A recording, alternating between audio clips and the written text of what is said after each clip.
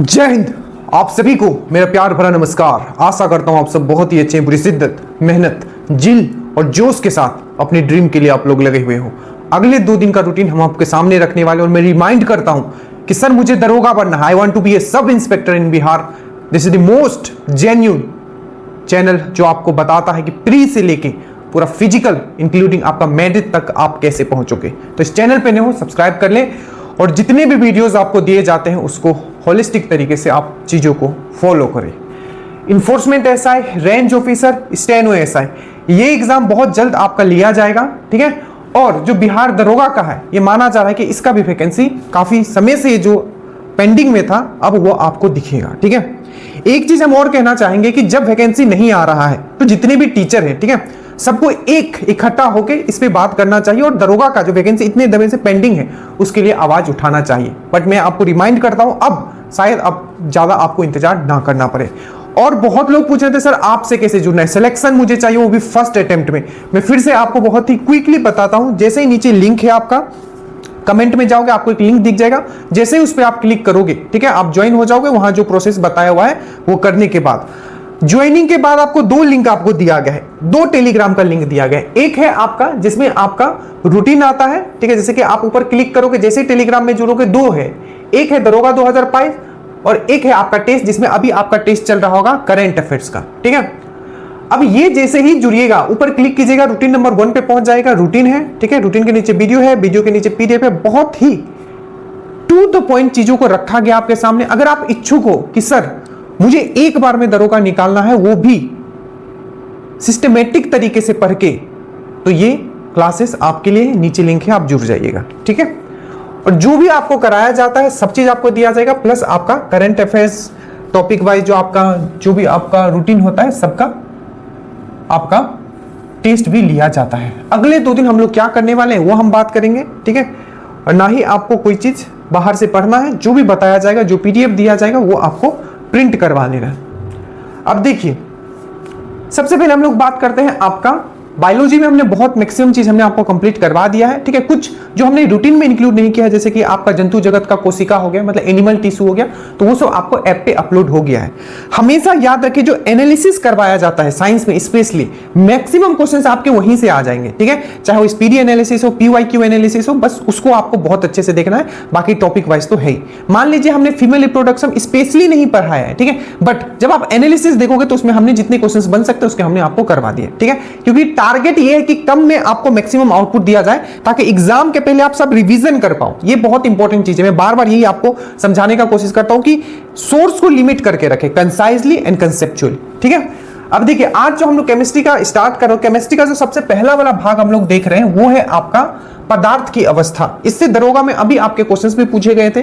पदार्थ की अवस्था में जो सबसे मोस्ट इंपॉर्टेंट अगर आप देखोगे तो वो है आपका सॉलिड से, ठोस से डायरेक्टली गैस में जो बनता है, ठीक है, इसको हम लोग क्या कहते हैं, तो ये है आपका उद्वर्धन, या इसी को हम लोग कहते हैं आपका क्या कहते हैं, सब्लिमेशन। उद्वर्धन या सब्लिमेशन। तो सब्लिमेशन एक ऐसा प्रोसेस होता है जिसमें कि ठोस पदार्थ जो है डायरेक्टली आपका गैस में कन्वर्ट हो जाता है, जिसका एग्जांपल आपको पक्का याद रखना है। अमोनियम क्लोराइड हो गया, कपूर हो गया, ठीक है, नेफ्थलीन हो गया। तो ये सब किसका एग्जांपल है, ये सब है आपका सब्लिमेशन या आपका उद्वर्धन का।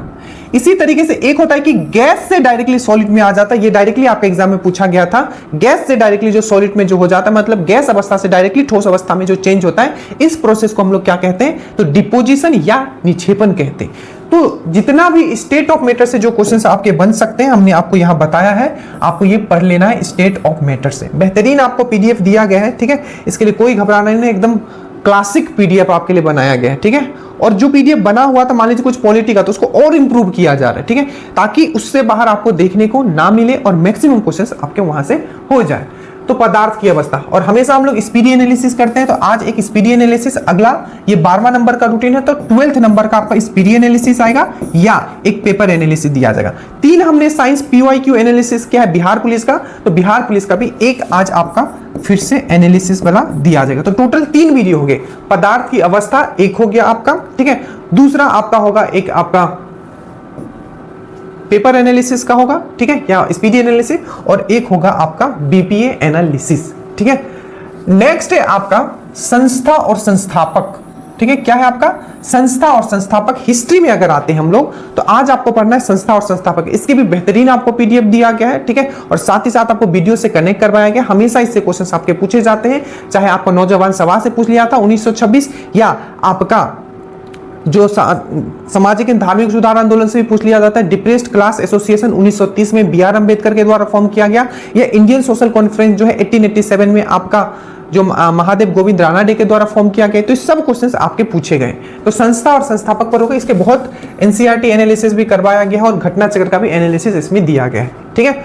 उसके बाद हम लोग ज्योग्राफी में आते हैं। सॉइल को फिर से आप रिवीजन कर लीजिएगा, मृदा को बहुत इंपॉर्टेंट है जो दिया गया है। और साथ में बंदरगाह हमेशा पूछा जाता है कि बंदरगाह से आपको हमेशा पूछा जाएगा, पूछ लिया जाएगा एकमात्र, ठीक है, आपका सबसे गहरीला, ठीक है, प्राकृतिक बंदरगाह कौन है। तो आपको यह भी ध्यान रखना है कि पूरब तट पे कौन सा है और पश्चिम तट पे कौन सा बंदरगाह है, पहला पॉइंट। दूसरा आपको यह भी ध्यान रखना है कि सबसे गहरीला कौन है, तो वो है आपका जो नेचुरल प्राकृतिक तरीके से जो सबसे गहरा है वो है आपका कौन सा है, तो विशाखापट्टनम। और ये क्या है, लैंड, क्या है, लैंड से चारों तरफ से घिरा हुआ है। तो लैंड लॉक्ड अगर बोलेगा, ठीक है, लैंड से चारों तरफ से घिरा हुआ कौन सा आपका बंदरगाह है, तो आप बोलोगे विशाखापट्टनम। उसी तरीके से पूछ लिया जाएगा कि कौन सा ऐसा बंदरगाह, ज्वारीय बंदरगाह जिसको हम लोग बोलते हैं, जिसका नाम चेंज करके दीनदयाल बंदरगाह कर दिया गया है, ठीक है, तो वो है आपका कांडला बंदरगाह जो कि आपको गुजरात में मिलेगा, ठीक है। इसी तरीके से नावा सोसो है, ठीक है, बहुत सारे, तो वो आपको पढ़ना है। उसके बाद हम लोग स्टैटिक में आते हैं। हमेशा ट्रिक से आपको याद करवाया जा रहा है। आज आप पढ़ोगे डायरेक्ट और इनडायरेक्ट टेक्स्ट। क्या पढ़ोगे, डायरेक्ट और इनडायरेक्ट टेक्स्ट आज आप यहां से करने वाले हो, याद रखिएगा, ठीक है। और जो करंट में है वो मई का पार्ट 2 एनालिसिस करेंगे। और जो टॉपिक वाला है, जैसे कि अभी आपका जून स्टार्ट हो गया है, ठीक है, जून बोल रहा हूं, अगस्त स्टार्ट हो गया है, तो नया वाला जो आपका स्पीडी आएगा उसको लेके 6 महीना का टॉपिक वाइज फिर आपको अपडेट कर दिया जाएगा, ठीक है। तो कुछ भी आपका बाहर नहीं जाएगा, ना ही जाता है आपका करंट अफेयर्स में। तो ये करंट अफेयर्स हो गया। मैथ्स हमने 2 वीडियो डाला था, तीसरा वीडियो अभी तक नहीं डाला है क्योंकि हमने ऑलरेडी यूट्यूब पे कराया था, तो हमने बोला था वो देख लीजिएगा अगर आपने नहीं देखा है। और मैथ्स के लिए अलग आपको एक नोटबुक बना लेना है, उसमें जितने मैं क्वेश्चंस आपको करवा रहा हूं वहीं से एग्जाम्स में रहे हैं आज तक, और आगे भी अगर मेंस में पूछा जाएगा चाहे प्री में, तो वहीं से क्वेश्चंस रहेंगे, ठीक है।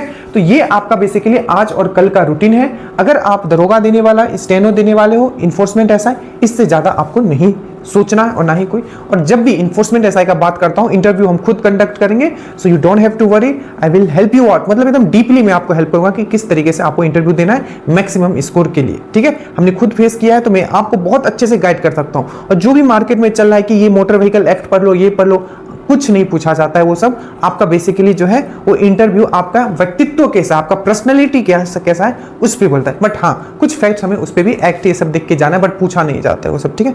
So thank you so much, study well, study hard, जय हिंद।